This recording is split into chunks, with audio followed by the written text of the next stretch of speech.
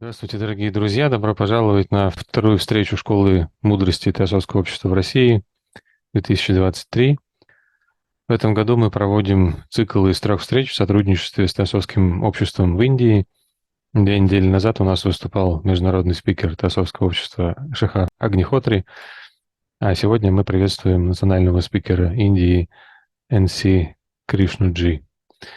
Наш спикер вступил в Теософское общество как член молодежной ложи в Адьяре, является членом Теософского общества более 50 лет, был вдохновлен на вступление в общество, наблюдая жизнь своего деда по материнской линии, с тех пор старался быть достойным учеником Теософии. Теософское общество в Индии назначило его одним из национальных лекторов. По профессии он сертифицированный бухгалтер-эксперт, проживает в городе Хайдарабад в Индии.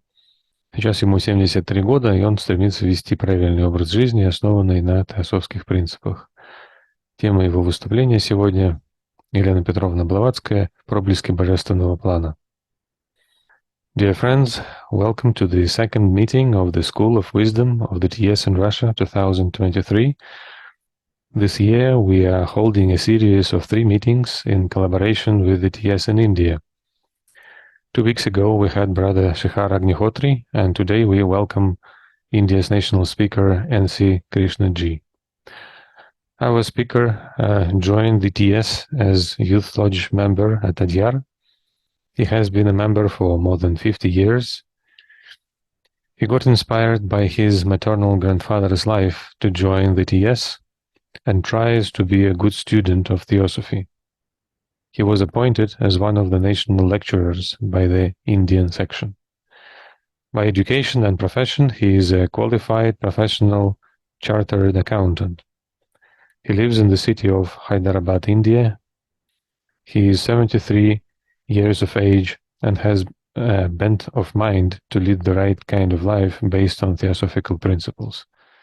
And the title of his talk today is H.P.Blavatsky, Glimpses of the Divine Plan. Dear Brother Krishna, now we are ready to start. Welcome. Yes, dear brothers, we're going to talk about Madam H.P. Blavatsky and consider a few glimpses of the divine plan. Дорогие друзья, дорогие братья и сестры, мы будем говорить сегодня о Елене Петровне Блаватской и посмотрим, что можно сказать насчет нескольких проблесков божественного плана. Most of you are familiar with the subject which we're going to consider in the next 40 minutes or so. Большинство из вас уже знакомы в определенной степени с темой, которую мы будем рассматривать в течение следующего часа. Actually, we're going to see the details of that portion which is revealed to us, that too few glimpses of the divine plan. It's difficult to understand the divine plan totally, as it is not available to us. Да, и мы посмотрим вот на детали той части, которая нам приоткрыта. У нас есть несколько проблесков, которые мы можем осознать, но трудно осознать божественный план полностью, потому что он нам не открыт. The divine plan has been given and made familiar to us by Madam H.P. Blavatsky through her writings, especially the Secret Doctrine. Божественный план таким образом был нам приоткрыт Еленой Петровной Блаватской и через ее писание, в особенности через тайную доктрину. We understand to the extent our comprehension allows us to do. Мы понимаем, что мы можем осознать то, что написано в меру наших способностей. The Secret Doctrine is called as the magnum opus of our writings. Тайная доктрина называется magnum opus, ее великий труд среди ее работ. So we'll consider certain relevant portions, that too in brief, as far as our topic of today goes. Мы посмотрим на некоторые важные моменты из этого труда, которые соотносятся с нашей сегодняшней темой. First, we'll start by paying our reverence and respects to Madam Blavatsky. Мы начнем сперва с того, что отдадим дань уважения Елене Петровне Блаватской.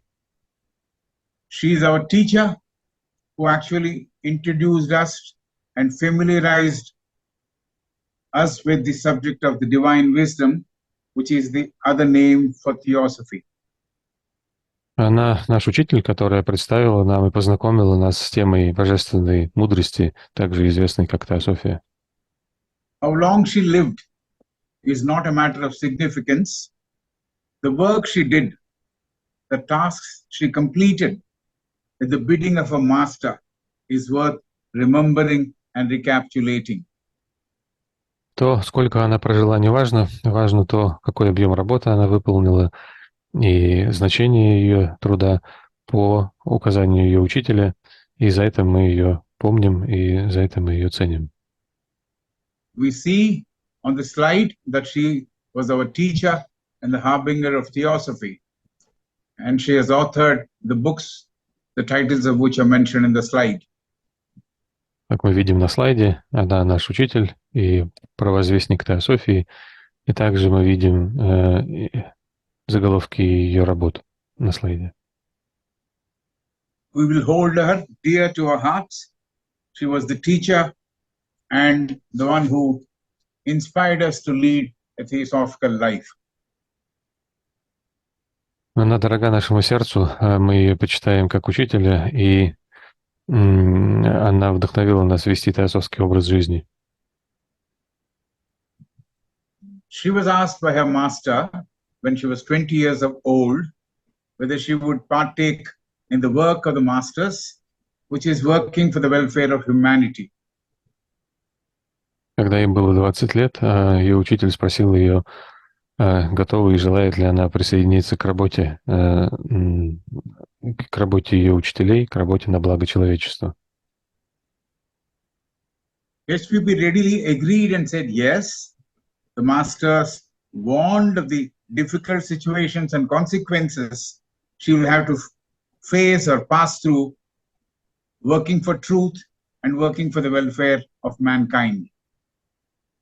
Елена Петровна согласилась и сказала «да». Учитель тогда предупредил ее насчет многих опасностей и трудностей, которые ожидают ее на этом пути, на пути работы ради истины и для блага человечества. Instead of choosing a normal, easy life, she chose the work assigned by the masters, that is, working for the welfare of humanity.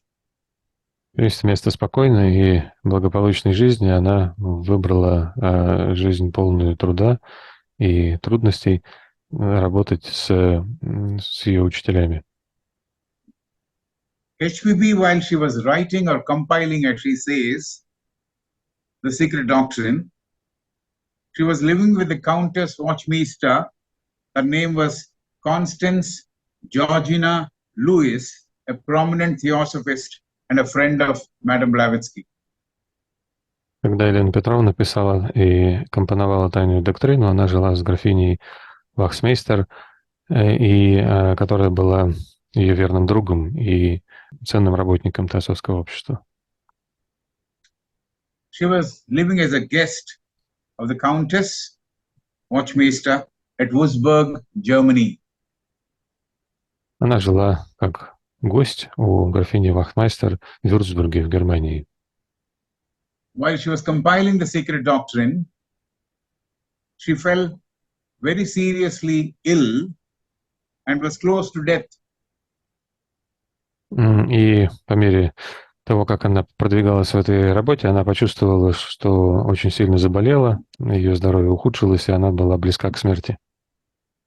At that time, again, the master appeared once more and gave her a choice to bear the pain and complete the work of writing the sacred doctrine or give up the body.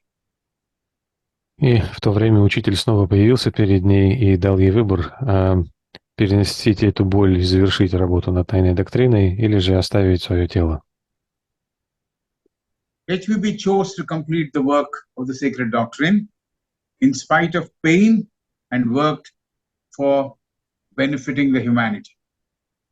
Елена Петровна выбрала завершить эту работу над тайной доктриной, несмотря на боль, принести таким образом благо человечеству. Working for others' welfare without expectation is altruism. Работать на благо других без ожиданий называется альтруизмом. H.P.B. was an altruist. She said, Theosophy is nothing but altruism. Елена Петровна была альтруистом. Она говорила, что теософия — это не что иное, как альтруизм. H.P.B. says Theosophy, in its abstract sense, is divine wisdom. Она говорила, что теософия в абстрактном своем смысле — это божественная мудрость. And that wisdom, the aggregate of that wisdom, underlies the universe. И эта мудрость лежит в основе всей Вселенной. Theosophy talks about consciousness. Consciousness as all-encompassing concept, along with matter and spirit. Spiritual consciousness. Теософия говорит о сознании как о всеохватывающей концепции, о всеохватывающем понятии вместе с наравне, наряду с материей и с духом. То есть мы говорим о духовном сознании. Divine consciousness is there, present in everything. It is there for all times to come. И божественное сознание присутствует повсюду, и оно будет пребывать всегда. That divine consciousness, that eternity, that oneness has devised a plan which is called the divine plan. И это божественное сознание, это вечное и бесконечное сознание породило план, который называется божественным планом. In Bhagavata Purana, which H.P.B. quotes in the Sacred Doctrine, Prahalada, the son of the demon king Hiranyakasipu, says, Narayana is everywhere and in everything. В Писании Бхагавата Пурана Прохлада, сын царя демонов, говорит: Нараяна пребывает везде и во всем. And there is reference to Narayana in the Sacred Doctrine in a number of places. И на Нараяну Елена Петровна ссылается в Тайной доктрине в нескольких местах. All creatures, all living beings of all kingdoms are conscious beings. Все создания, все живые существа на всех уровнях — это сознательные живые существа. And they're existing on each plane according to the conditions and special characteristics that govern that plane. И на всех уровнях они живут на каждом плане в соответствии с теми условиями и характеристиками, которые присущи этому плану. Madam Blavatsky says there is no such thing as dead matter.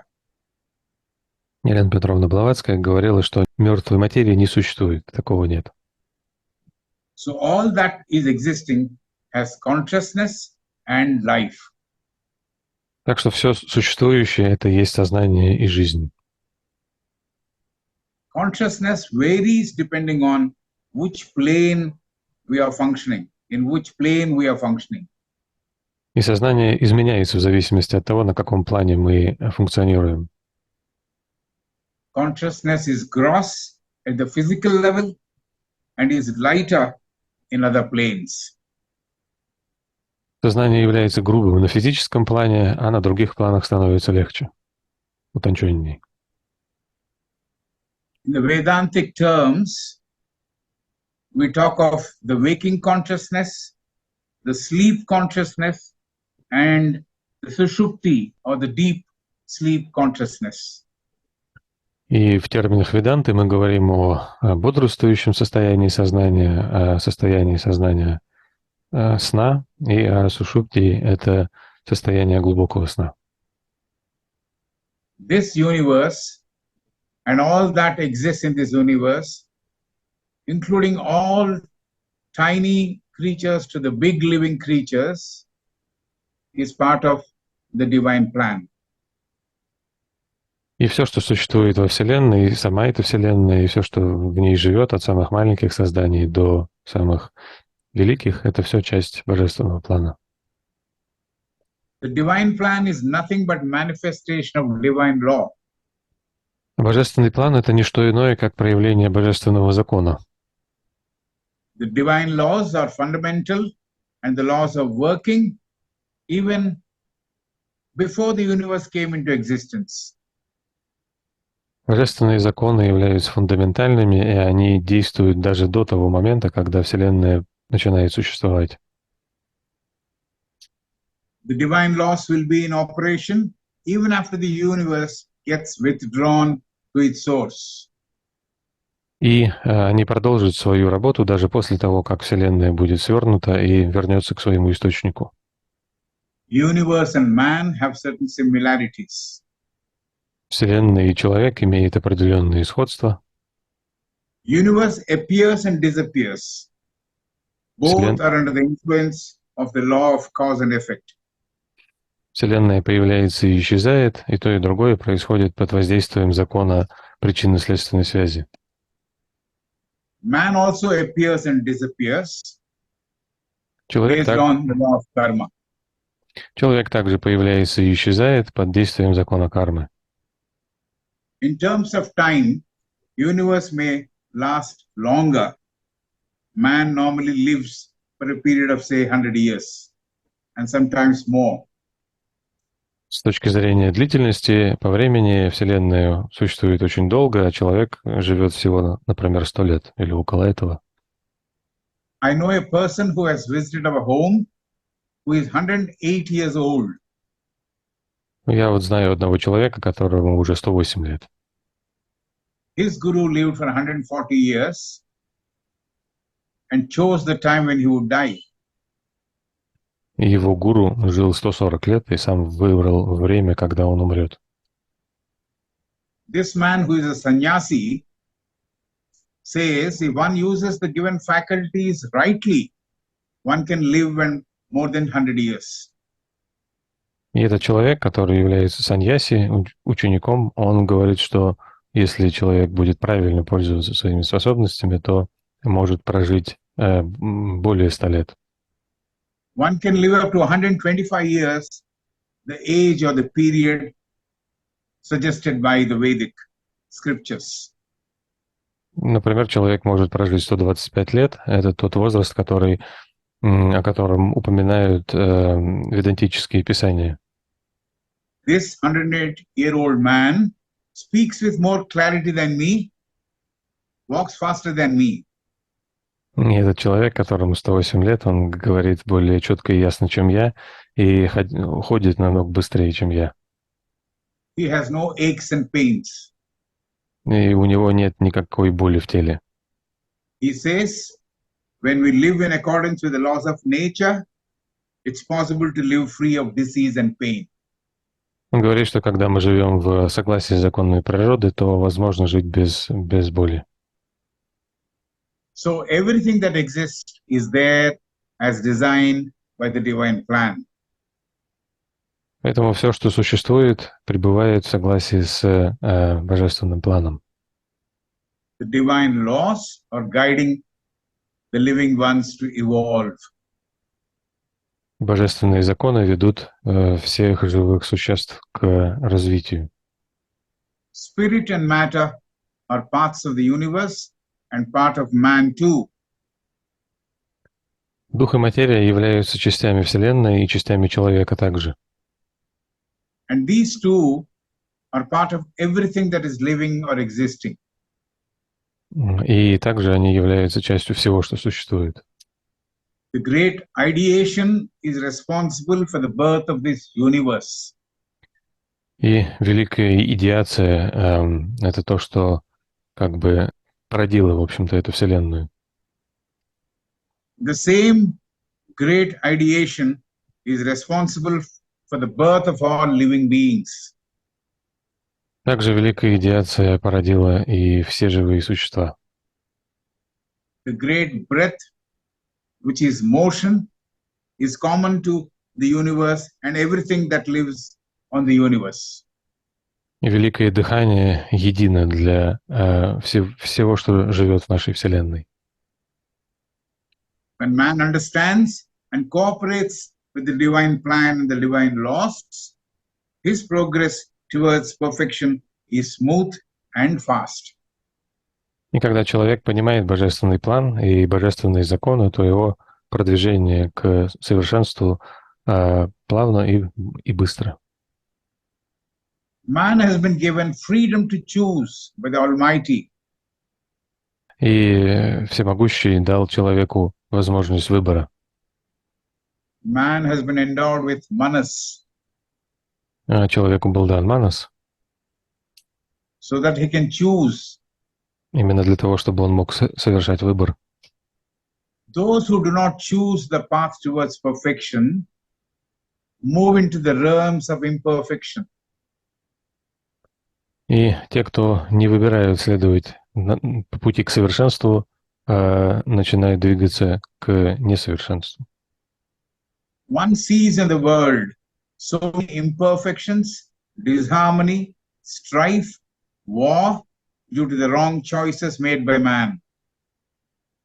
И мы видим в нашем мире очень много несовершенства, дисгармонии, борьбы, войн. Все это следствие неправильных выборов, которые делал человек. Man, when he tends to move towards divisiveness and selfishness, he temporarily deviates from the path of perfection. Человек, который склонен двигаться в сторону разделения и эгоистичности, временно сходит с пути, ведущему к совершенству. After experiencing, learning all about oneness and unity, man is ready to tread the path of realization and perfection. После испытания состояний, связанных с единением, с целостностью, человек готов снова встать на этот путь, ведущий к совершенству. Man then moves towards togetherness. И тогда человек начинает двигаться по пути к единству. Then strife and animosity will end. Тогда борьба и враждебность уходят. And this process will pave the way for harmony, love, and compassion to be there. И этот процесс прокладывает путь к гармонии, любви и состраданию. All this and much more is part of the divine plan. Все это и еще много больше – это часть божественного плана. For example, we talked about the divine laws. Например, мы говорим о божественных законах. There are so many divine laws mentioned in the secret doctrine, few of which are given below. И есть очень много этих законов, представленных в тайной доктрине. Несколько из них представлены ниже. The law of periodicity, the law of unity, the law of motion, the septenary law of nature, etc. Например, такие как закон периодичности, закон единства всего, закон движения и закон семеричной структуры всего. The law of sacrifice and the law of karma are the other two important laws. Также закон жертвы и закон кармы – два очень важных закона. All these divine laws are operational in nature. И все эти божественные законы работают в нашей природе. Madam Blavatsky talks about the beings who have assisted the formation of the universe, divine beings who have assisted the formation of the universe. Елена Петровна Блаватская говорит о божественных существах, которые помогали в построении Вселенной. Jani Chauhans are taking care of each of the kingdoms. Она говорит, что Дхьян Коганы заботятся и управляют каждым из царств. Jani Chauhans guide the elementary kingdoms, the mineral, the plant, the vegetable, and the man, and the revolution too. Они управляют минеральным царством, растительным, животным, человеческим царством и всей эволюцией. Jani Chauhans, who can be translated as meditative lords, guide humanity to the path of oneness and harmony. О Дхьян-коганах говорится как о владыках созерцания. Да, они ведут человечество на пути к единству и гармонии, и в тайной доктрине называются владыками созерцания. Activity, rest, and again activity after the period of rest is over is the order. И активность, период активности, потом период отдыха, за которым снова следует период активности, это называется порядком. The entire thing is governed by the law of periodicity. И все это управляется законом периодичности. H.P.B. says in the key to Theosophy that we don't believe in creation. И в ключе к Теософии Елена Петровна говорит, что мы не верим в сотворение. The universes appear and disappear according to the periodicity. Но мы верим, что Вселенная появляется и исчезает в соответствии с законом периодичности. After the rest, the period is, the activity is renewed based on law of renewal. И после периода отдыха, период активности начинается заново. Whatever ends has to begin, so renewed. И чтобы не приходило к концу, должно начаться вновь, поэтому мы говорим о возобновлении. So we should say the divine laws, the divine plan are applicable equally to the universe and man. Поэтому мы говорим, что божественные законы равно применяются к человеку и Вселенной. Especially the law of cause and effect governs the universe as well as the man. Особенно это касается закона причинно-следственной связи, который управляет и Вселенной, и человеком. Man reaches perfection through incarnations. Человек достигает совершенства через перевоплощение. He takes incarnation after incarnation based on the law of karma and reaches perfection over periods of time. Он перевоплощается вновь и вновь под действием закона кармы и достигает совершенства через вот этот значительный цикл времени. Talking about the divine plan, Madam Blavatsky has said once more or many times that only a small corner of the divine plan is available to us. И Елена Петровна говорила о том, что только маленький краешек божественного плана нам приоткрыт. A small portion of the veil has been opened or uncovered of the divine plan. Только маленькая часть этого плана была, как бы краешек завесы был приподнят, чтобы мы увидели маленькую часть божественного плана. Madam Blavatsky says, many more centuries perhaps have to pass before further revelation of the divine plan should take place.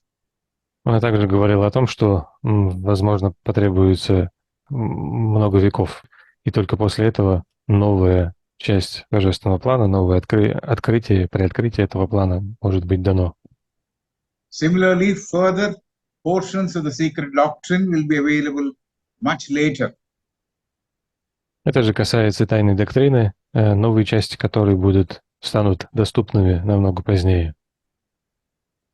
Madam Blavatsky says, the publication of the secret doctrine in the year 1888 has not created great or enough interest in many men belonging to the present generation.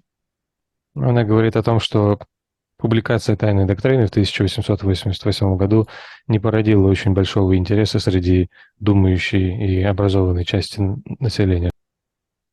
Time was not quite right for receiving truths of this nature is the message expressed by Swami T. Subbarao, an occultist and a contemporary of H.P.B. Суббарау, известный оккультист, современник Елены Петровны Блаватской, говорил о том, что время еще не пришло, и человечество недостаточно созрело для принятия этих истин. Madam says people belonging to the sixth root race who will live with intuition as their faculty will appreciate the work of the secret doctrine better. Елена Петровна говорила о том, что люди, принадлежащие к шестой расе, у которых будет развито свойство интуиции, они смогут лучше оценить тайную доктрину. Unfortunately, the present generation, driven by intelligence, are led away by prejudices and preconceptions. К сожалению, современное поколение людей, которые управляются их рассудком и, соответственно, ограничены своими предрассудками. H.P.B. says many members of the Theosophical Society too and Theosophists did not pay serious attention as the texts appear to be voluminous and terse. Елена Петровна говорила о том, что многие члены Теософского общества и даже теософы не обратили достаточно серьезного внимания на тексты, на теософские тексты и на тайную доктрину. She gave tips to study the secret doctrine towards the end of her life. И она начала писать тайную доктрину ближе к завершению своей жизни. H.P.B. says the universe as per its plan is worked and guided from within to without. И она говорит о том, что Вселенная в своем создании руководствуется божественным планом в движении изнутри наружу. As above, so below, as in heaven, so on earth, is hermetic statements. Как вверху, так и внизу, как на небе, так и на земле, это герметическое утверждение. Man is microcosm. He is the miniature copy of the universe, which is macrocosm. Человек — это микрокосм, это он копия в миниатюре Вселенной, которая называется макрокосмом. This accumulated wisdom is what we call Theosophy. We call it also Brahma Vidya, or as H.P.B. called it, wisdom religion. И это коллективная мудрость, то, что мы называем теософией, также называется брахмавидия, или, как Елена Петровна говорила, о ней религия мудрости. This wisdom is shared by H.P.B. И этой мудростью с нами поделилась Елена Петровна Блаватская. The doors open to those who knock. Дверь открывается тем, кто в них стучит. Then we come to the term Logos or the Parabrahman. И мы переходим к термину логос или парабрахман. Theosophy talks about the Logos, a Greek term again, or that one power which brings in life and order. Теософия говорит о логосе, это еще один греческий термин. Он означает ту единую силу, которая приносит порядок и жизнь. That power brings order into all living beings. Он приносит порядок всем живым существам. In Sanskrit, it is called Kramata, Ekata, Samata. На санскрите Order, unity, serenity. вот эти три слова на санскрите означают порядок, единство и умиротворенность. There are hierarchies that are working to see that everything is happening according to the divine plan.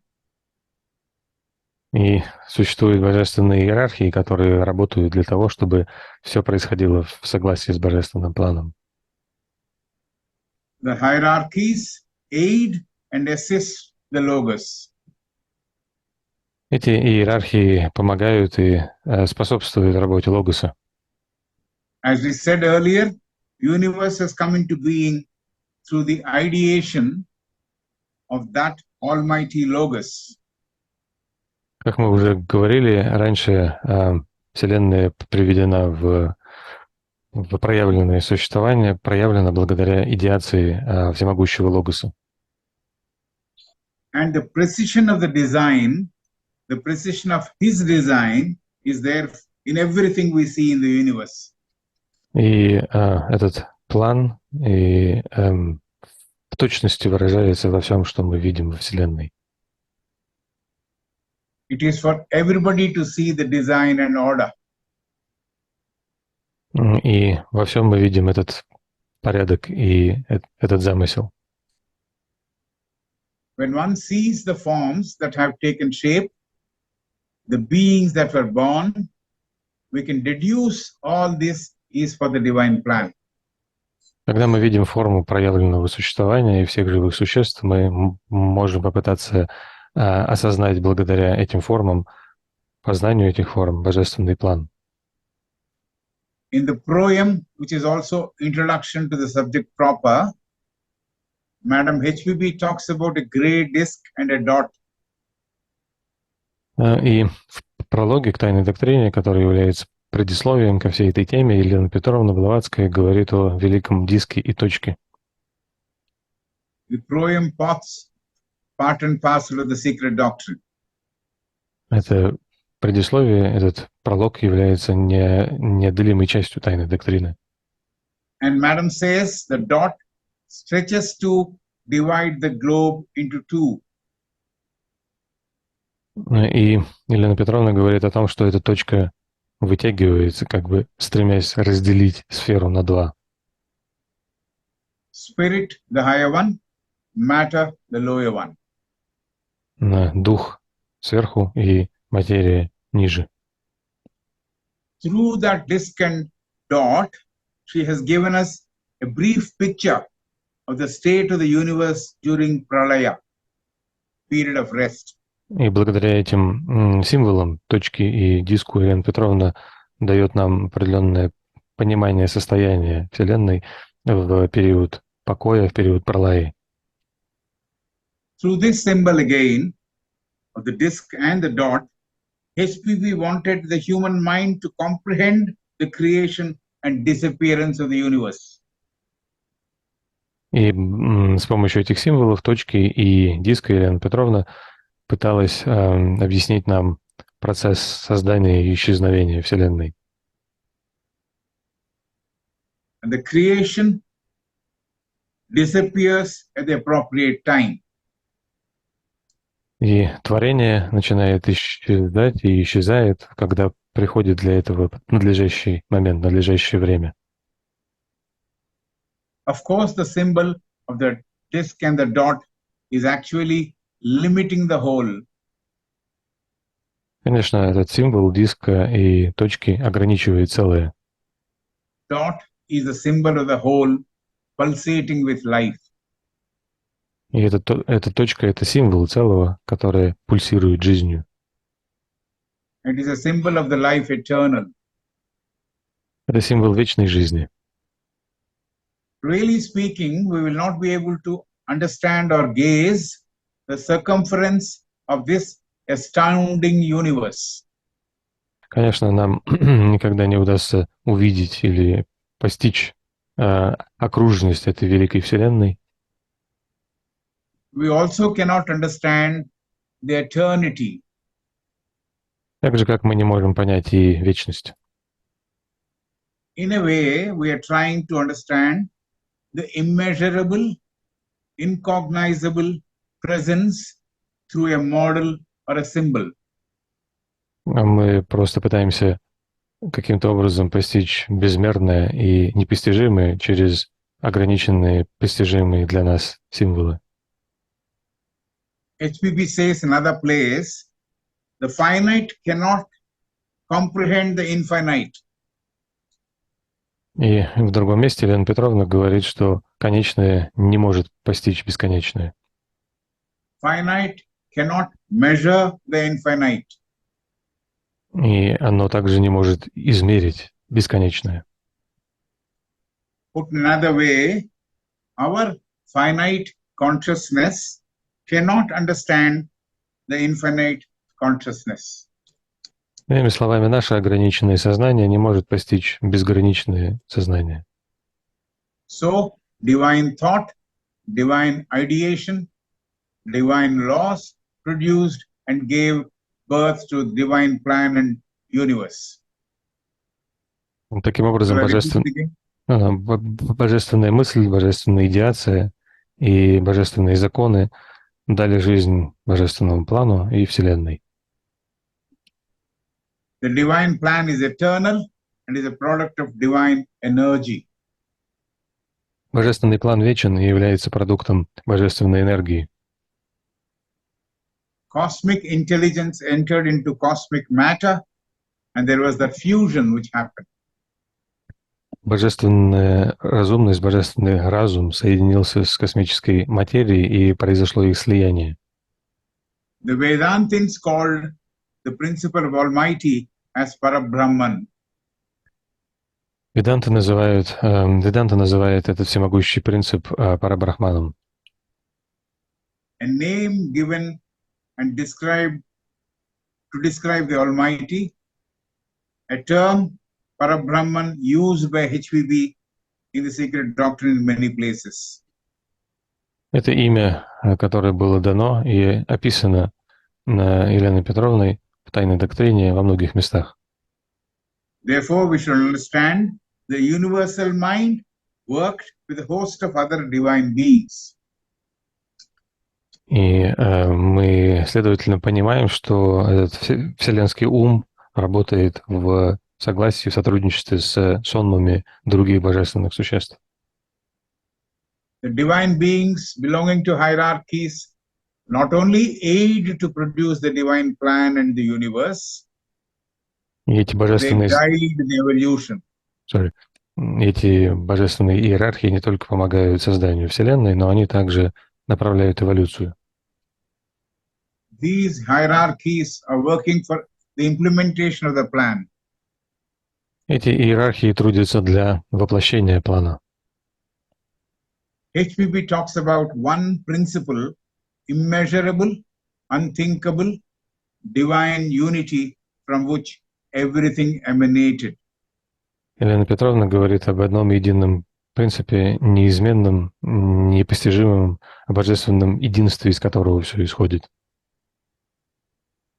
At the end of the period, everything, all inclusive, gets withdrawn and goes into the source. И в конце периода существования все проявленное сворачивается и возвращается в свой источник. Emanation is called Srishti, withdrawal is called Pralaya. Это проявление называется созданием, а сворачивание пралаей. HPB through her secret doctrine says, many such universes have appeared, stayed in contention and disappeared. И в тайной доктрине Елена Петровна говорит о том, что многие такие вселенные проявлялись, продолжали свое существование определенное время, а потом исчезали. Now we'll try to understand a bit more of the divine plan to the best of our abilities. Давайте попробуем понять немного больше этот божественный план, настолько, насколько мы сможем.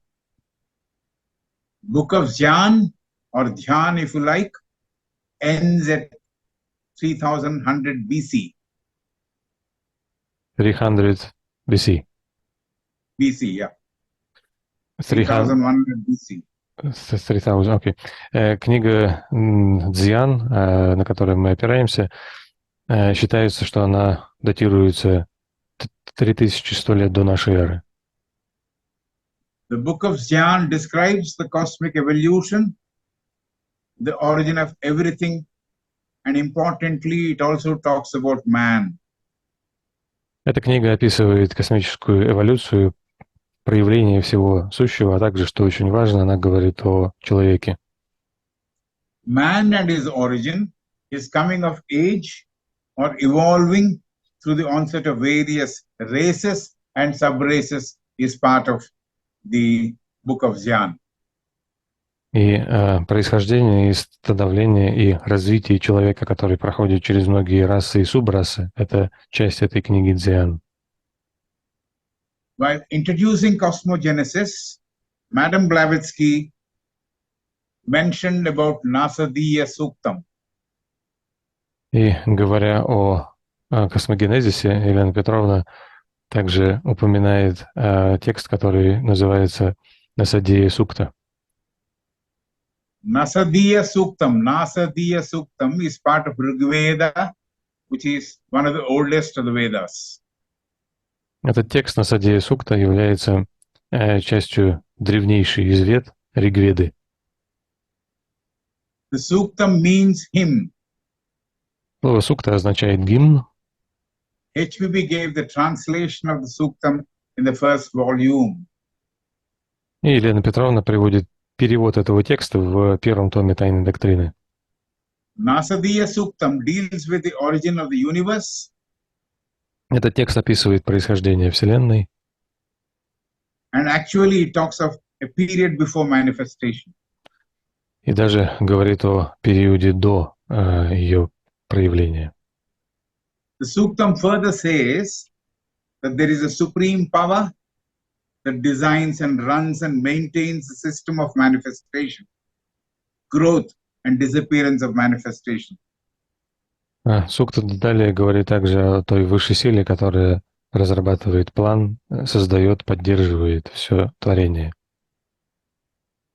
That supreme power is unknown, not named, and is incomprehensible.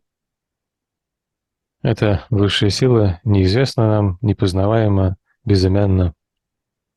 H.P.B. quotes Mandukya Upanishad and says that principle can be described as avachyam, achintyam, agrahyam. Meaning, it can't be spoken about, it can't be thought about, it can't be comprehended. That's Sanskrit 3 words. Окей. Елена Петровна Блаватская цитирует Мандукью Упанишаду и говорит о том, что этот принцип описывается как аваччам, атинтьям, аграхьям. Это означает, что о нем нельзя ничего сказать, о нем нельзя думать, его нельзя постичь. The creation of universe expands and contracts with unpredictable precision. Создание Вселенной и существование Вселенной, в его ходе мы видим, что Вселенная расширяется и сжимается обратно с непостижимой точностью. Coming back to the secret doctrine, the first stanza deals with non-manifestation. И возвращаясь к тайной доктрине, мы видим, что первый станц говорит нам о непроявленном. That means it deals with one stage or stages before material creation of the universe. Это означает, что речь идет о первой стадии или стадиях, которые предшествуют созданию материальной Вселенной. Even this period of non-manifestation also comes to an end. И даже этот период непроявленного подходит к концу, и за ним следует период проявления. Then a new universe, pulsating with life, comes about to mark life and activity. Тогда проявляется новая Вселенная, пульсирующая жизнью, и начинается период новой жизни и новой деятельности. The unmanifested was described as darkness, which was boundless. И непроявленное описывается как тьма, которая не имеет пределов. It is darkness to us who cannot see the light beyond the darkness. Тьма — это для нас, а для тех, кто не могут видеть свет за ее пределами. A sage and the author of Bhagavata Purana talks about that great darkness. Мудрец и автор Бхагавата Пураны говорит об этой великой тьме. He says there is light beyond that great darkness. Он говорит о том, что за пределами этой великой тьмы есть свет. The sage says, I pray to that light, that symbol of his presence beyond the darkness. И он говорит о том, что он возносит свои молитвы тому свету, который существует за этой тьмой. The Bible says, and the light shineth in darkness, and darkness comprehended it not. И, как мы знаем, Библия говорит о том, что свет сиял во тьме, и тьма его не постигла. It means, it's St. John has said that, it means there is that eternal light, darkness as we perceive is also there. Это означает, это слова из Евангелия Святого Иоанна, что вечный свет за пределами этой тьмы, он тоже там. So, can you say again the last phrase again, please? We are not able to overcome the darkness, and hence we are disabled to see the light. Да, то есть мы не можем преодолеть эту тьму, и, следовательно, из-за этого мы не способны постичь свет, который лежит за ее пределами. Beyond darkness, there is light. Beyond darkness, there is light. Но за этой тьмой пребывает свет. This first stanza also talks about space, time, and motion. Этот первый станц также говорит о пространстве, времени и движении. The stanza talks of Mahakalpa, which is 100 years of Brahma. Также она говорит о Махакальпе, который представляет из себя 100 лет Брахмы. One day of Brahma is 4,320 lakhs of years. Say again, please. One day of Brahma is 4,320 lakhs of years. Да, и один день Брахмы — это 4320 лаков лет. Universe is hanging in space and time, which has no beginning or end. Вселенная, так сказать, висит в пространстве и времени, которые не имеют пределов. Motion, which is continuous, without cessation, is ever present. Движения, которые продолжаются без и никогда не прекращаются, является вечно сущим. Earth was formed 2,000 or 2,500 lakhs of years back. And lakhs is how many for our Russian listeners? 1 followed by 8 zeros. 1 and 8 zeros. Yes, that is 1 lakh. So she is talking about 2,500 lakhs of years. So it's basically 100 billion years. Oh, yes. Окей. И Земля была создана на 2000 или 2500 лаков тому назад. Лак — это 1 с 8 нулями. In one sentence, we can say, during the period of non-manifestation 2, life pulsated and was active in space, time, and motion. In one sentence, we can say, during the period of non-manifestation 2, life pulsated and was active in space, time, and motion. Говоря вкратце, мы можем сказать, что и в периоде непроявленного жизнь пульсировала в пространстве, во времени и в движении. Stanza 2 of the Sacred Doctrine talks about the preparation or the gestation period or the waiting period for the universe to emerge. Станц 2 говорит о подготовке к созданию Вселенной, о периоде ожидания. In stanza 3 of the Sacred Doctrine, we see the first stage of creation of this universe, which is called the material universe. В станции 3 говорится о первом этапе создания этой Вселенной, то есть материальной Вселенной. The law of periodicity, we said and talked about, encompasses the creation of the universe and the withdrawal of the universe. И закон периодичности, который мы уже упоминали сегодня, определяет процесс проявления и сворачивания Вселенной. So after the life period of this universe is over, it gets withdrawn to take birth again as another universe at the appropriate time. Поэтому после того, как заканчивается период жизни этой Вселенной, она сворачивается, возвращается к своему источнику, чтобы снова родиться в подходящее время. So the secret doctrine says there are many such universes which came into being and disappeared. И Елена Петровна говорит о том, что существовало множество подобных вселенных, которые проявлялись и исчезали. The conglomeration of all the universes goes by the name Cosmos, with K as the spelling, K-O-S-M-O-S.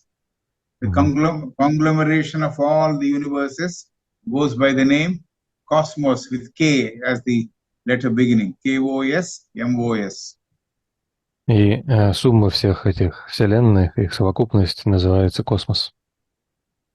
Like universe, we have seen that man comes into being, lives for a period, and disappears. The process is same because man is the mini-universe. И как и Вселенная, человек также проявляется и исчезает, повторяя тот же самый процесс, потому что человек — это мини-Вселенная. Every time after the period of rest and activity begins. Every time after the period of rest, activity begins. Каждый раз после периода отдыха начинается новый период активности. This change has been brought about by the incomprehensible's ideation. И это изменение производится непостижимой идеацией. We talked about matter and spirit. Мы говорим о духе и материи. Cosmic intelligence started acting on cosmic matter. Космический разум начал оказывать свое действие, влияние на космическую материю. We have to keep this in our mind to understand the process.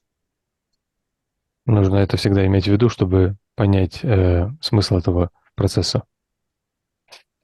Now, we learn that there is that energizing force which acts as a bridge between spirit and matter.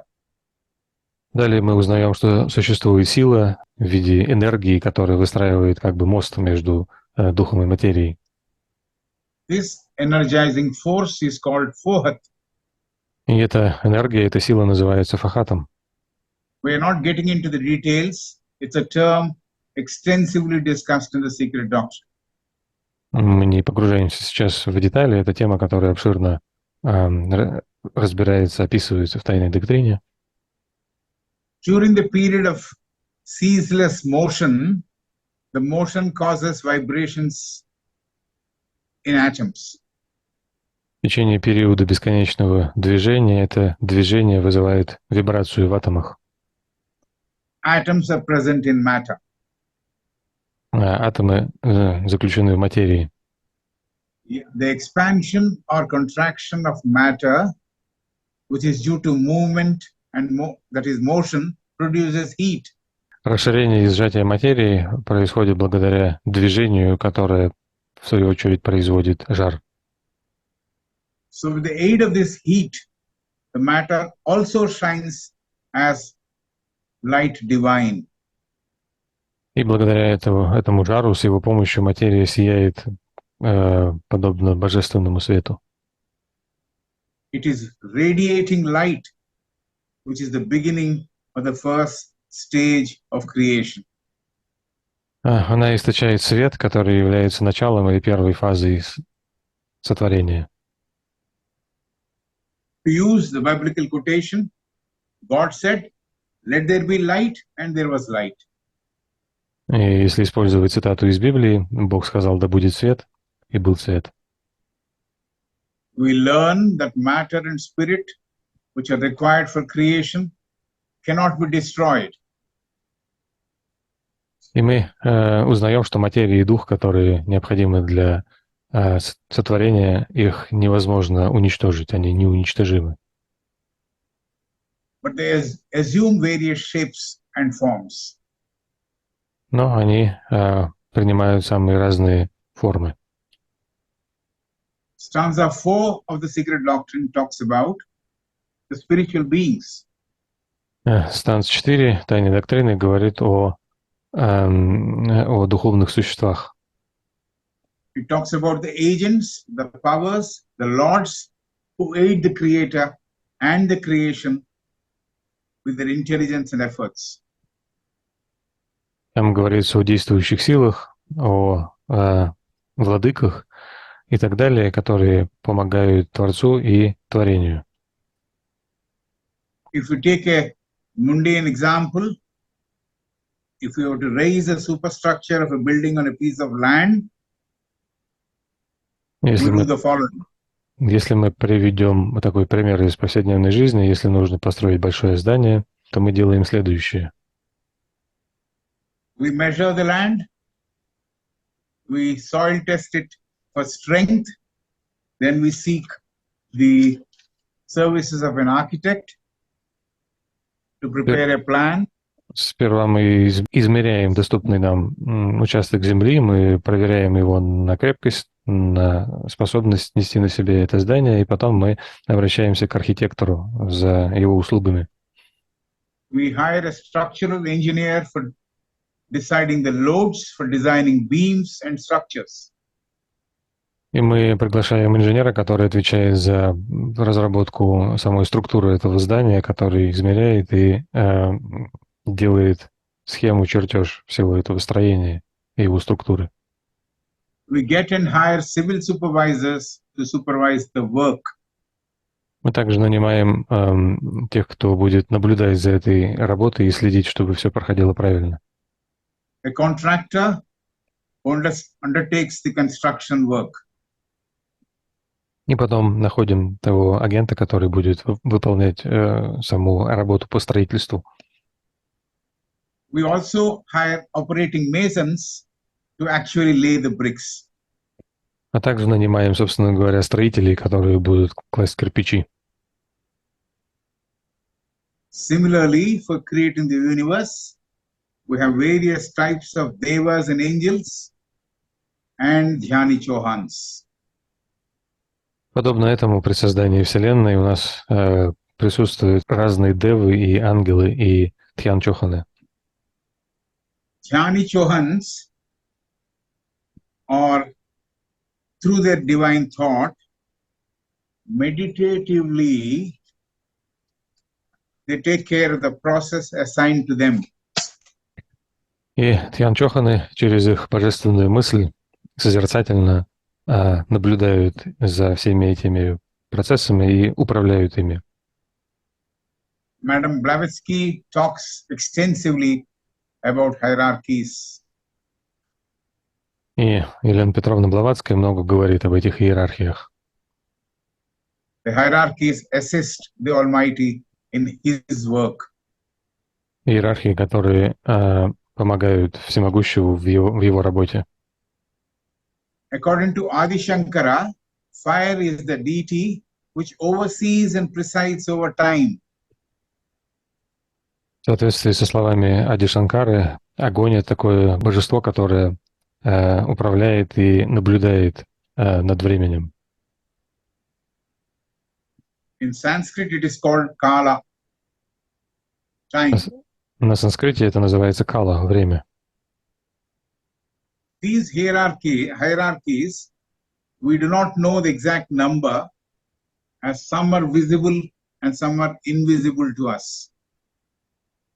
Что касается этих иерархий, то мы не знаем точно их число, потому что некоторые из них видимы, а некоторые невидимы для нас. These agents, devas, lords are responsible for the building of the universe. И эти действующие силы, девы, ангелы, владыки и так далее, ответственны за сотворение Вселенной. The activity is carried on in a mysterious way. Они выполняют свою работу таинственным образом. We may not understand, but they work according to a plan given to them silently and cogently. Мы можем не понимать той работы, которую они осуществляют в соответствии с божественным планом, действуя молчаливо и в полном порядке, в полном согласии с планом. At this stage, the secret doctrine talks about the Kumaras or the Manasa Putras of Brahma.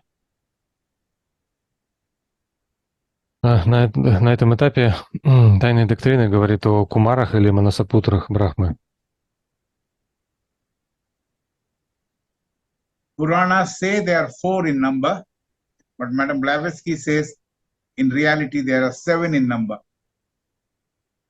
И Пураны говорят о том, что их 4, но Елена Петровна Блаватская объясняет, что на самом деле их 7. Madam Blavatsky says, according to Manu, the Brahma was the first male.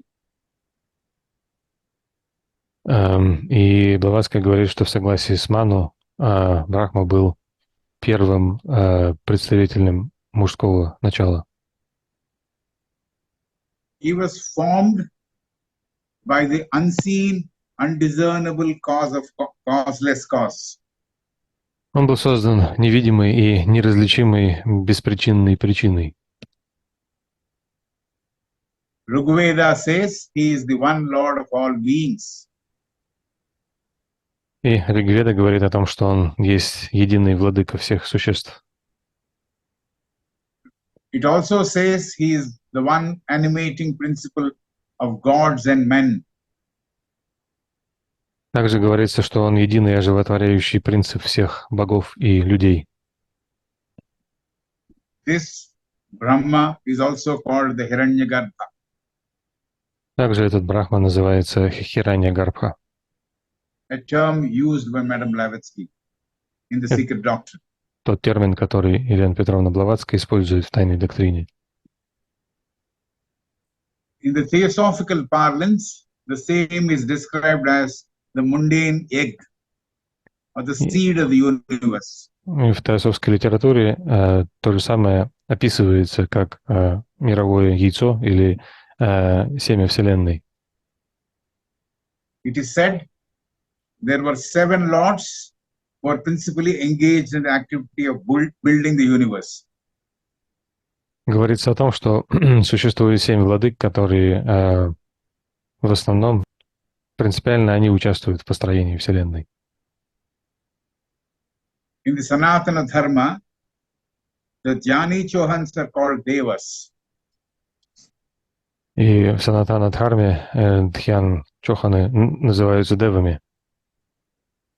Now, HBB says, while in motion, the cosmic matter gets scattered and forms into various elements and species and forms. И Елена Петровна говорит о том, что материя, пребывая в движении, эта космическая материя распространяется и создает различные стихии, виды и формы. Ether or Akasha is the mother of the cosmos, KOS, MOS. И эфир или Акаша являются матерью космоса. These forms finally merge into spheres. Из этих элементов постепенно собираются сферы. All this is spiritual and natural geometry. И все это является такой природной или божественной геометрией. There is geometry in everything. Геометрия присутствует во всем. The person understanding should know and learn to see the geometrical design. И человек, который понимает это, должен знать и узнавать геометрический принцип во всем сотворенном. God is sometimes called the grand geometrician of the universe. Бог иногда называется великим геометром Вселенной. So in this manifestation, there is always the influence of the occult laws which govern the process. И в этом проявлении всегда имеется действие оккультных законов, которые управляют этим процессом. And Dhyani Chohans, they supervise the process of creation. И Дхьян Чоханы наблюдают за этим процессом сотворения. Dhyani Chohans take care to see that everything in the universe is there functioning as per the divine law. Они наблюдают и убеждаются в том, что все в Вселенной действительно действует в согласии с божественным планом, божественными законами. The secret doctrine says nothing is fortuitous, nothing happens by accident or by chance. Тайная доктрина говорит о том, что ничто не происходит случайно. There is design and plan for everything in this universe. Для всего в этой вселенной есть план. In this design of the universe, there is order. There is no cessation of motion. И в этом плане вселенной всегда есть порядок и нет прекращения движения. Interestingly, the period of rest after everything created is absorbed, also is a form.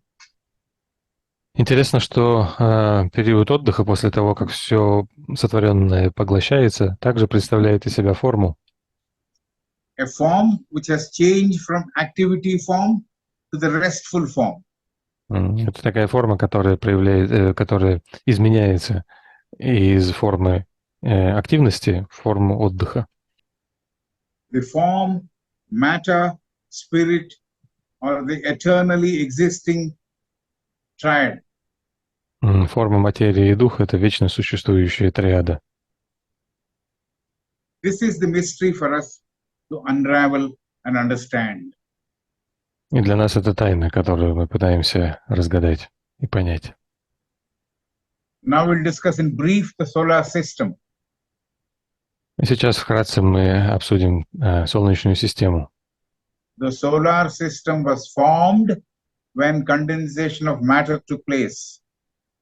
Солнечная система, нам говорят, образовалась, когда произошла конденсация материи. The mass was rotating at great speed. Масса вращалась с огромной скоростью. In that process of rotation of the mass at that great speed, first sun got detached from the mass. И в этом процессе вращения этой массы Солнце сначала оторвалось от этой общей массы.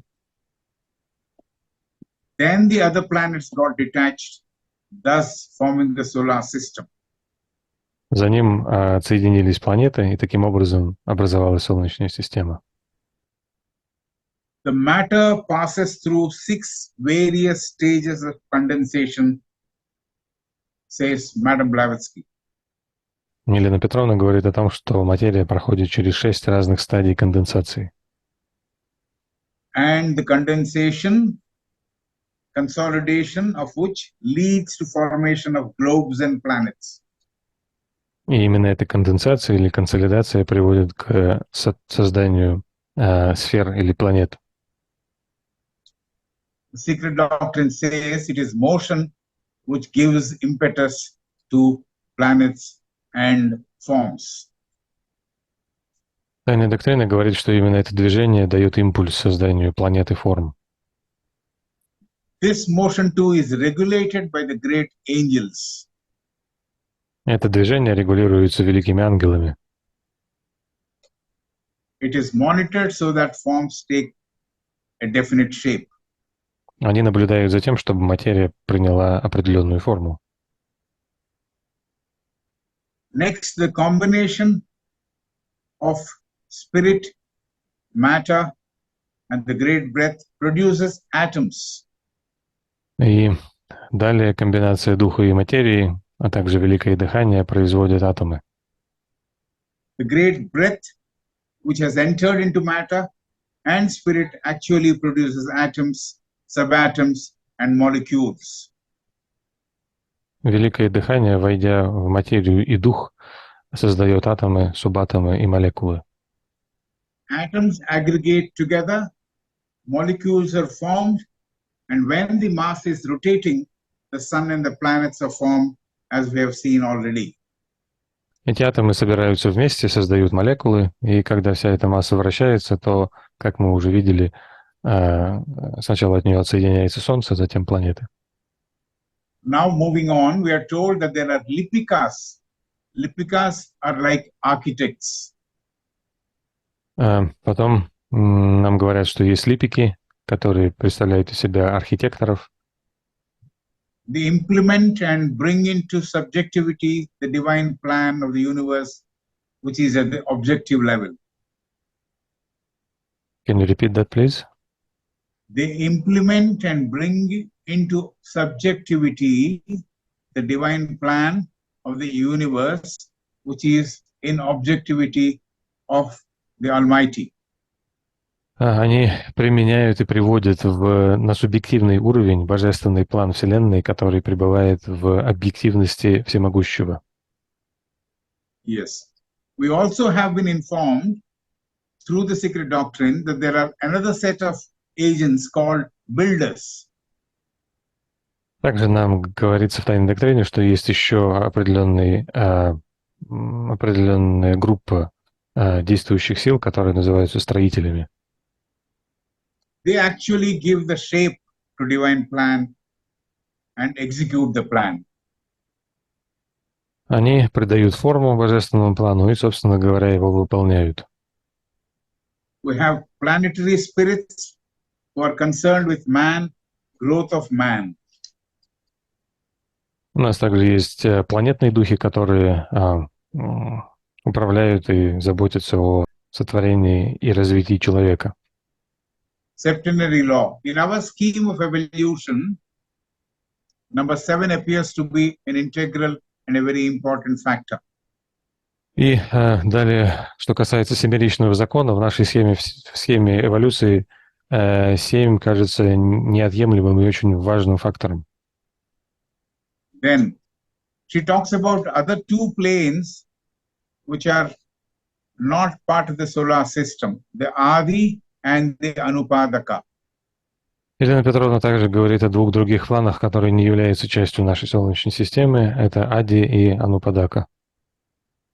Madam Blavatsky gives 3 new propositions while talking about the evolution of mankind or man. И Елена Петровна дает 3 новые предпосылки, говоря о развитии человечества или человека. The simultaneous evolution of 7 human groups on 7 different portions of our globe. That is the first one. Она говорит об одновременной эволюции 7 человеческих групп, которые происходят на 7 различных частях нашего глобуса. That was the first proposition. And the second one is the birth of the astral before the physical body.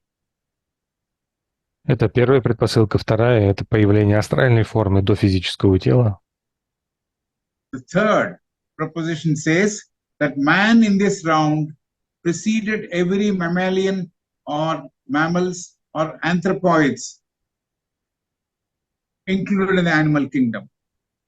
Anthropoids are apes or ape men. That man in this preceded every mammalian or anthropoids included in the animal kingdom. Третья предпосылка или положение говорит о том, что человек в этом круге предшествовал всем антропоидам или млекопитающим, включая животное царство. Humanity on this earth appears in 7 root races, says Madam Blavatsky. Человечество на этой земле существует в 7 коренных расах, как объясняет Елена Петровна Блаватская. 5 of them have already appeared, and 2, the 6th and the 7th, are going to appear in future. 5 из них уже появились, а 6 и 7, оставшиеся 2, должны появиться в будущем. The first root race and the second root race were ethereal. Первая и вторая расы были эфирными. They did not have physical bodies. У них не было физического тела. The third root race were the Lemurians. Третья раса была лемурийской. The first physical man was Lemurian. Поэтому и первый физический человек тоже был лемурийцем. The man was born out of an egg-like vehicle. The egg broke. Man was born in that race. И человек рождался в той расе из яйца. Somewhere halfway through this third root race, differentiation in sex took place. Где-то в середине этой расы произошло разделение полов. The fourth root race is the Atlantean race. Четвертая коренная раса называется атлантической. The Atlanteans were developed and were really purely a human race who lived on earth. И атланты стали первой в полной мере человеческой расой, которая жила на нашей земле. And the fifth root race, the Aryans, the Aryan race, born and developed in Atlantis, then moved to Asia. И пятая коренная раса вышла из Атлантиды и потом переместилась в Азию. We are in the fifth root race, and we belong to the fifth sub-race of the fifth root race. Мы сейчас в пятой расе, принадлежим ее пятой субрасе. We have to go through 5 by 6 and 5 by 7. When duly completed, the sixth root race will commence. Когда мы пройдем через шестую и седьмую подрасы, начнется шестая коренная раса. The sixth root race has not been named. Нам еще не дали название для этой расы. The seventh root race also is not commenced and not named. Также и седьмая раса еще не началась, и также у нас нет названия для нее. Yes, I have covered in brief universe and man. Thank you. Вот. Вкратце я дал обзор Вселенной и человеку. Большое спасибо за внимание. I thank the Theosophical Society in Russia for the opportunity given and for the Indian section headquarters Varanasi, the president, for having put me on the board. Я благодарю Теософское общество в России за то, что мне была предоставлена возможность выступить, а также Теософское общество в Индии и нашего президента, нашу штаб-квартиру в Варанаси за то, что предложили меня в качестве спикера. I thank personally Святослав for all the help he has done. Я также благодарю Святослава за всю его помощь. Thank you. Спасибо. Thank you very much. Thank you. У нас есть некоторое время для вопросов. Давайте перейдем. Я уже вижу поднятую руку. We have some time for questions and answers and comments. 20 minutes, maybe. Okay? Okay. Yeah. Так. Я Святослав написала там в чате, но там уже так много переписано. Меня Яна слышно? Львовна, да, мы вас видим теперь, да, пожалуйста. Да, вот мне очень интересно знать, и может ли поделиться наш друг из Индии своим опытом, как он в медитации, пытался ли он проникнуть в божественный план. Спасибо. The question is, can you share your personal experience? Have you ever tried in meditation to penetrate, to understand the divine plan, to see the divine plan in meditation? Actually, there's no other way. Actually, there's no other way other than trying to contemplate and understand the postulates which are there in the secret doctrine. На самом деле нет другого способа в этом продвинуться, кроме как созерцать и размышлять на те постулаты, на те положения, которые дает нам тайная доктрина. Да, но меня интересует именно, пользовался ли он такой формой, как медитация, для того, чтобы не интеллектуально изучая тайную доктрину, а интуитивно. Как вот сказано было, что будущее наша последняя раса, седьмая подраса, будет развиваться интуиция. Вот меня интересует, насколько он пользуется медитацией для проникновения в божественный план. We would like to know if you use non-intellectual meditation, like intuitive meditation, as you mentioned that the sixth race will have this capacity of intuition. Do you use this kind of meditation, non-intellectual, to penetrate the divine plan? If we can elevate ourselves to the fifth plane, where everything is togetherness and unity, if we can elevate ourselves to that level through our meditation, leave the physical, leave the astral, leave the lower mental, and etheric double, of course, goes along with the physical. And if we reach the higher mental, where there is absolute unity and togetherness everywhere, and if you are staying there, if you're going to spend time there, then there will be a spike to the next plane, which is the intuitive plane, the buddhic plane.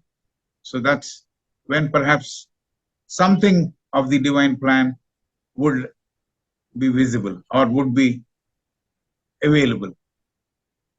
Да, если мы способны поднять себя на пятый план, где все вместе и все едино, в процессе медитации мы оставляем физический уровень, астральный, конечно, эфирный двойник, оставляем также низший ментал и выходим на уровень высшего ментала, где воспринимается это единство, и пребываем в этом состоянии, то с этого плана мы можем иногда получить такое прозрение в следующий уровень, который и является этим интуитивным восприятием, и тогда мы можем получить какое-то прямое осознание вот этого божественного плана.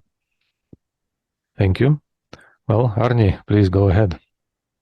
Well, I didn't have any question to ask because I think already he has explained so many things, which is technically difficult to express, but he has structured it well, Krishna. Thank you.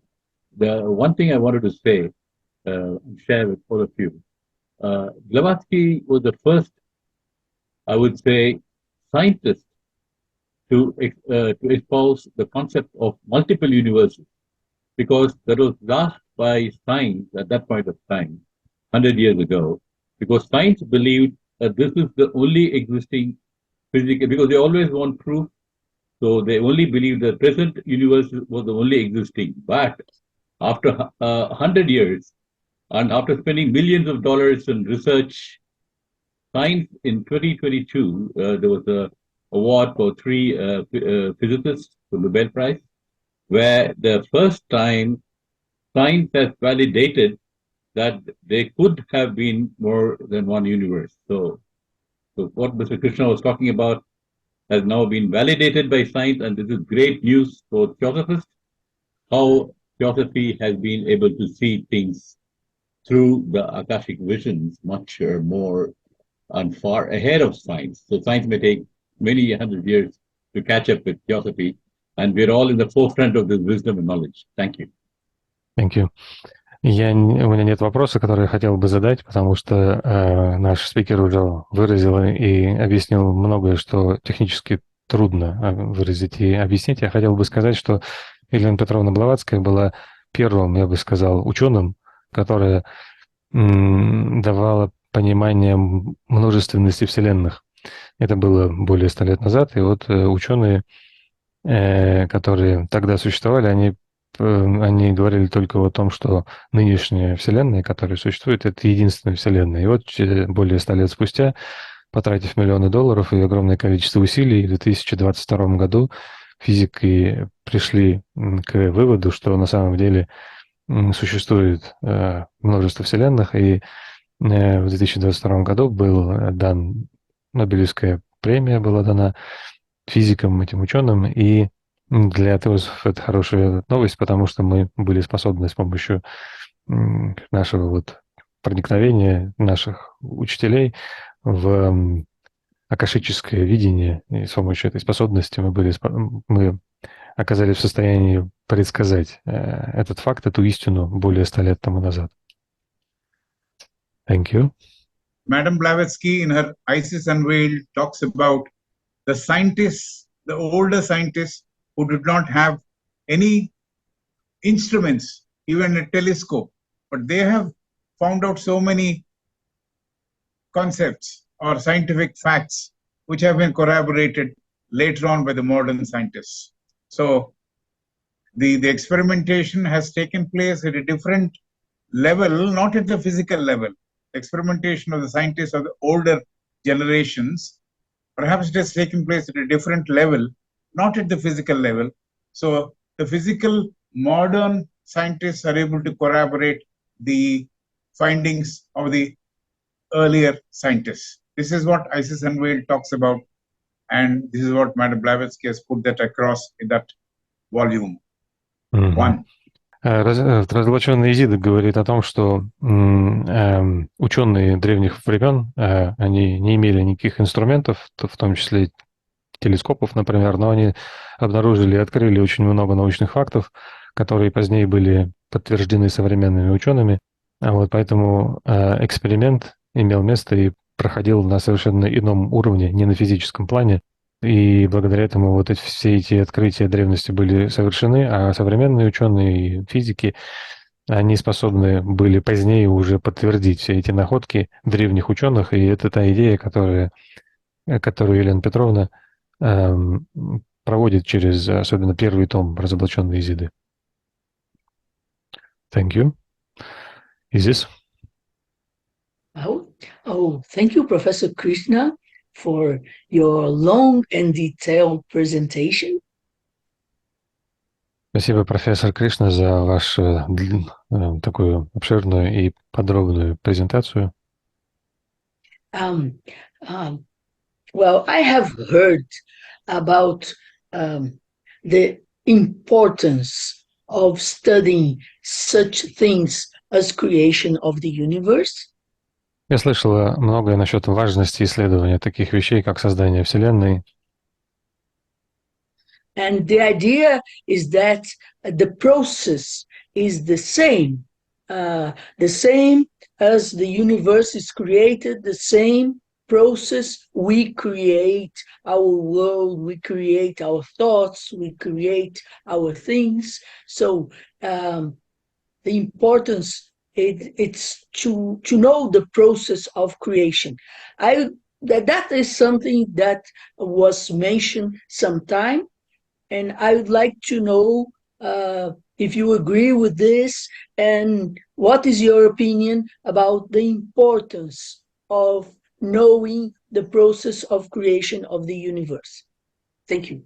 Я слышал многое насчет того, что важно исследовать процесс создания Вселенной, потому что идея, связанная с этим, то, что один и тот же, в общем-то, процесс, одни и те же принципы лежат в основе и создания мира, и того, как мы создаем все, что мы делаем, то есть это и наши мысли, и наши вещи, и весь наш мир, поэтому есть важность именно в том, чтобы знать процесс созидания, и много раз я эту идею слышал, я вот хочу узнать, что вы насчет этого думаете. Yes, as we understood, the creation of the universe has taken place because the Almighty has a plan. More than the plan, He has tremendous amount of love, compassion. And if we can also replicate that, if we can reproduce that, and if we can practice that love and compassion, we'll be able to create a better universe, which we see, which we experience right now.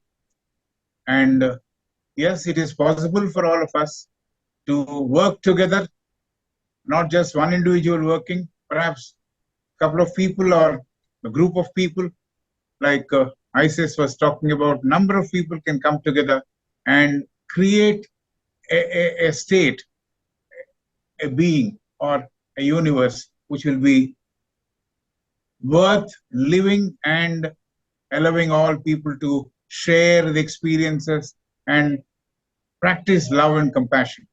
I believe that love and compassion for the rest of the human being, rest of the living creatures is a must if one has to go towards creation. Because as long as I think more about myself, I will not be able to create anything.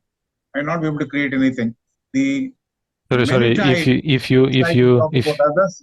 If you don't love yourself, you say, or if you don't love others. You have to love others, other living beings, and if I end up only being selfish, I will not be able to create. Окей. Да, как мы видели, Вселенная была создана, потому что у Всемогущего имелся определенный план, но более этого у него есть также огромная любовь и сострадание. Если мы сможем воспроизвести это в своей жизни и сможем принести в практику нашей жизни любовь и сострадание, то мы сможем создать свою лучшую Вселенную, то есть более совершенный мир, чем то, что у нас есть сейчас. Для этого не один человек должен работать в отдельности, но несколько человек, да, то есть люди должны объединяться в группы, и таким образом, если множество людей в этом направлении будут двигаться, то мы сможем создать вот такие вот сообщества, может быть, и государства, где любовь и сострадание будут практикой жизни. И я верю, что это необходимый фактор в процессе созидания, потому что если мы хотим что-то творить, то нам необходима любовь, и поэтому мы должны думать о любви ко всем другим живым существам, к другим людям, а не исходить только с эгоистической позиции. Thank you. Ирина, прошу вас. Здравствуйте всем. Огромное спасибо за такую лекцию, за то, что вы нам рассказали о тайной доктрине. У нас очень много вопросов по тайной доктрине. Thank you very much for your lecture, for telling everything you told us about the secret doctrine. We have a lot of questions about the secret doctrine. У меня такой вопрос. Вот существует 7 планов космического сознания. И среди этих 7 планов существует 3 плана мира духа вне форм. И вот что находится в мире плана духа вне форм? Находятся ли там логосы? Находятся ли там какие-то иерархии божественных существ? Либо там просто все находится в какой-то космической идеации? Это первый вопрос. We are reading about there are 7 planes of cosmic consciousness. Among them, 3 are called spirit beyond form, spirit without form. So the question is, what is there in that level of spirit with no form, arupa? Are there logoses there, or hierarchies of divine beings, or everything together on the level of cosmic ideation? What do you think? Madam Blavatsky says, at the Anupadaka level, we have Dhyan Buddhas, a thing which has come from the divine essence by itself. It is not someone who has grown over a period of time in evolution. So we have the planes, arupa planes also, having a lot of divine essence and divine beings. Like, for example, I said the Dhyan Buddhas. We're not talking about Dhyani Chauhans or human Buddhas, but Dhyan Buddhas, which are there in the Anupadaka. Yes, that is there in the Arupa level also. Yes, there is a lot of work that is being done by the agencies or the hierarchies and people who are the agencies which work at that Arupa level. Елена Петровна Блаватская говорит о том, что на уровне Анупадака существуют дхьяни Будды, те, что сами возникли из божественной сути, из божественной эссенции, не вырастали в процессе эволюции, а на уровне Арупа, на уровне без форм существует много, как он говорит, эссенций или сущностей, таких как дхьяни Будды. Мы не говорим о дхьян-чоханах, мы не говорим о человеческих существах, но мы говорим о дхьяни-буддах. И там проводится большое количество работы действующими силами разных иерархий, которые работают на этом уровне вне форм. Спасибо большое. И еще, какой из этих планов, и вообще какие планы космического сознания доступны человеку? Следующий такой вопрос. And another question is, which levels of this consciousness are accessible for a human being? Normally speaking, we can reach up to the higher mental, and if we stay there, if we learn to stay there for considerable period of time in a state of samadhi, perhaps we can touch the Buddhic plane or know something about the Buddhic plane. And beyond that, I think it's if we can reach Buddhi, if we can reach the Buddhic plane, because Atma uses Buddhic as the vehicle, it will be as if we have in a way reached Atma. But Buddhic plane is a place where perhaps we get that illumination which people talk about, Buddhi Prachodana, as we call about. That's the place where the prachodhanam takes place, or the illumination takes place, when one continues to stay in the higher mental, the unity or the expansive oneness, and then if one is there and one goes above that level, then he reaches the Buddhic consciousness, and that would be enlightenment or illumination. В обычном состоянии, ну, так говоря, в общем, человек может достичь состояния высшего ментала, и если он будет оставаться там достаточно долгое время в состоянии самадхи, то он сможет перейти в какой-то момент, достичь буддхического плана и кое-что узнать о нем. Вот, поэтому если мы сможем этого достичь, то, имея в виду, что атма использует будхи как свой носитель, то это будет как будто мы достигли состояния атмы. И это именно то состояние, именно, да, это тот уровень, то состояние, на котором имеет место озарение.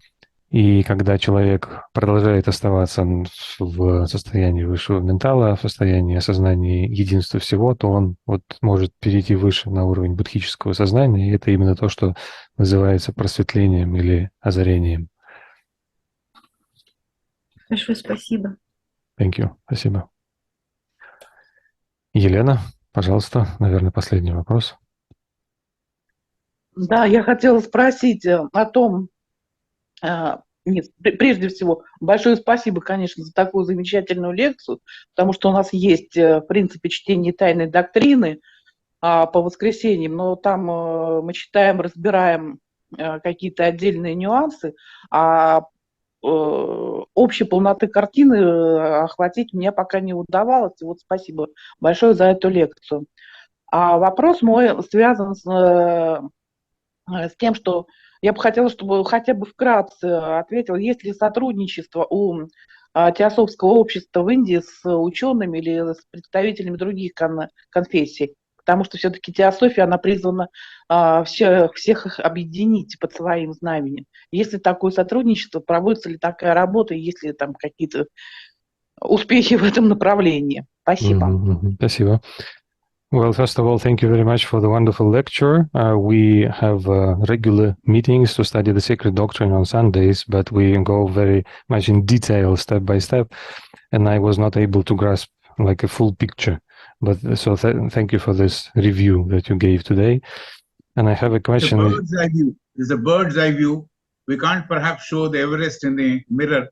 So it's a process which we have adopted to cover this subject in about 40 minutes or 1 hour. Да, yes. Да, это такой очень краткий обзор как бы с высоты птичьего полета некоторых вещей основных, потому что невозможно показать гору Эверест в зеркале, да, поэтому это тот подход, который я использовал для того, чтобы уложить все это в 40 минут. And the question is, does Theosophical Society in India has any cooperation with scientists and with representatives of different religious confessions? Because that's what TS should do. And if you have this work going, is there any success, any advance in this work? Can you briefly speak about it? I didn't get the question correctly. Theosophical Society in India. Yeah. Do you cooperate with scientists? Yeah. And with different religious traditions? Do you collaborate? Do you study together? Do you research together? Is there any such practice? Yes, there is.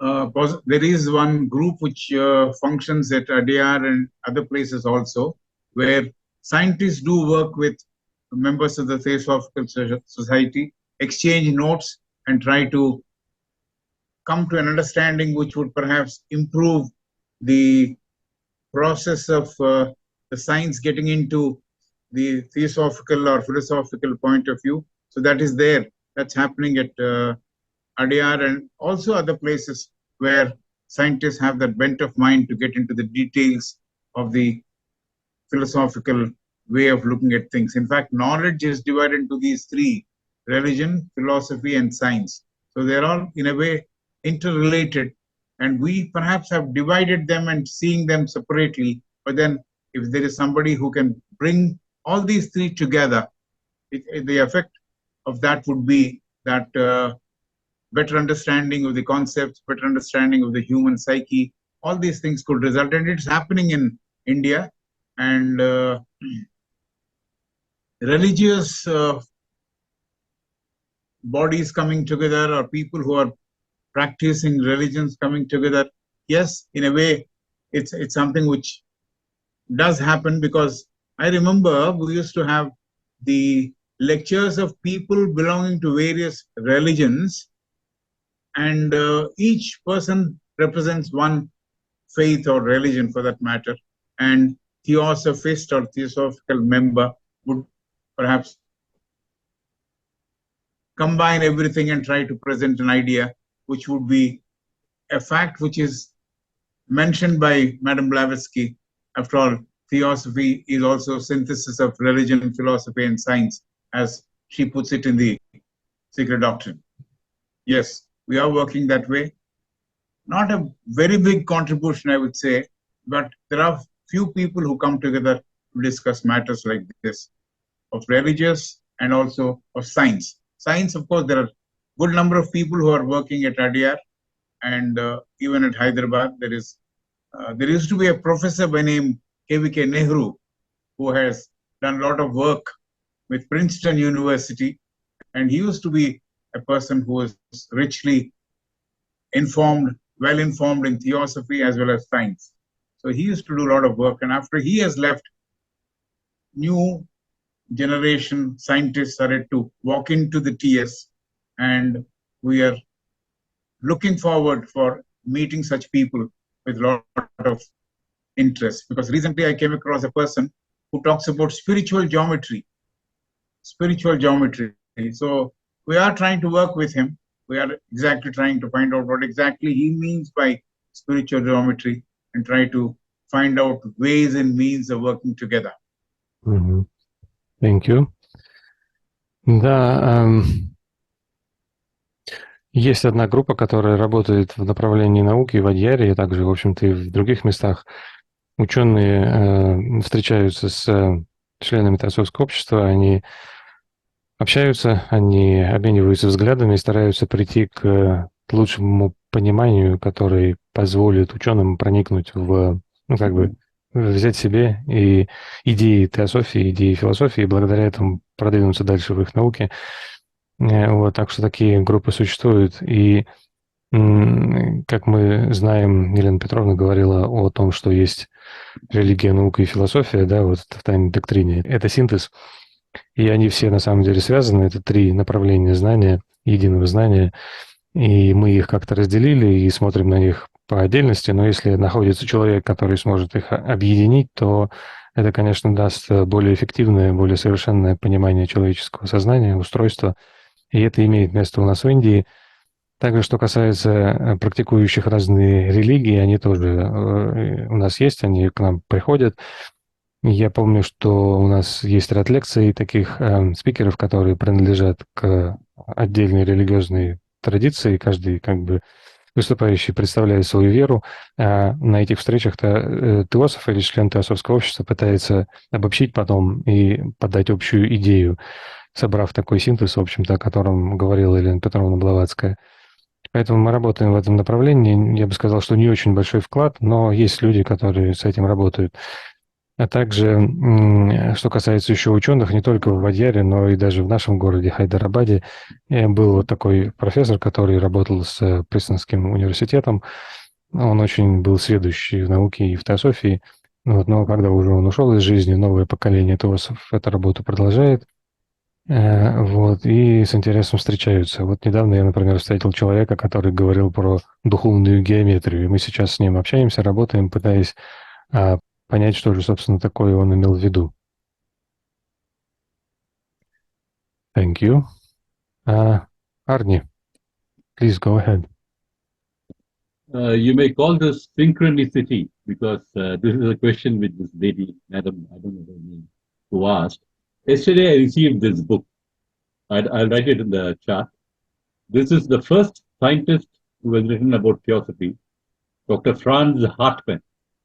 So this has been translated by an American, Suzanne. She sent me this book. So this book, I'll type it in the chat. It's by Franz Hartmann, who was a good friend of Madame Blavatsky. He was a doctor, a physician, and also a theosophist to the core.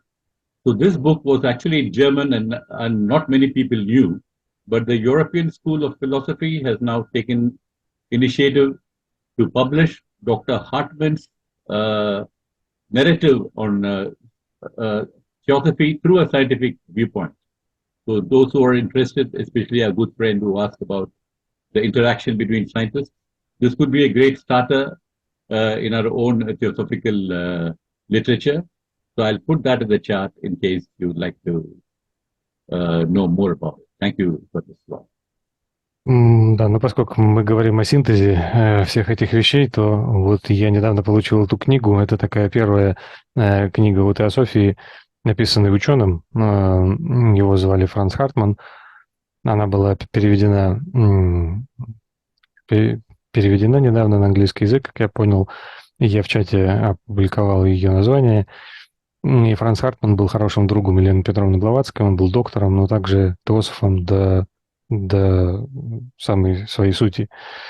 Вот. И поскольку это все было на немецком языке, то немногие знали об этом. Но вот сейчас Европейская школа теософии сделала перевод, и эта книга вышла. И вот в этой книге тоже доктор Хартман представляет свои теософские взгляды как ученый. Поэтому, если кто интересуется связью между наукой и теософией, то вот это может быть хорошим началом. Название, опять же, в чате. Ну что ж, давайте будем заканчивать на сегодня, наверное, если нет больше каких-то важных вопросов, комментариев. Well, I think we shall finish for today. We have covered a lot of ground today, answered some questions. Thank you very much for your valuable contribution. We were very happy to listen to you and to meet you. Dear Brother Krishna, thank you. I thank you from my side.